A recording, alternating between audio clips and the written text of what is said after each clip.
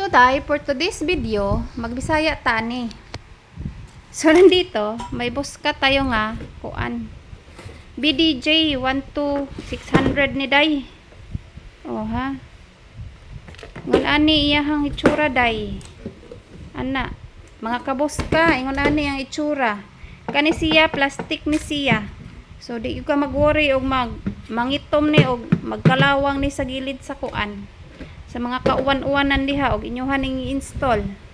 O diha giyahang kuan panel die dong.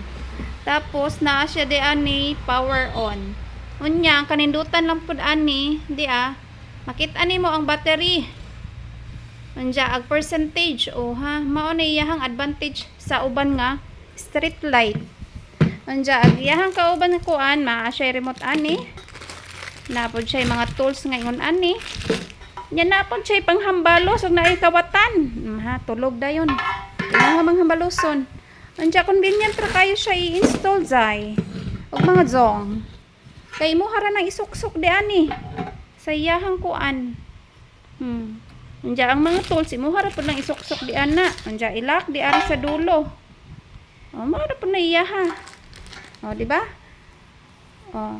Anja siyempre, ato ang tanawon o atong pasigaon. Dili man isimra mo siga o adlawan.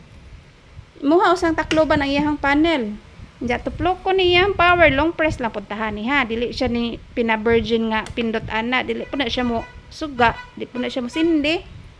So long press lang yuta ni taman. Taman siya magawas ang ilaw. O ha. Char tayo dyan. Sensor ni siya mga kabuska. O. Naara na siya din ha. Oh. Anja, imuha manggi kuanan, musiga siya utro ug naay ma-detect nga tawo.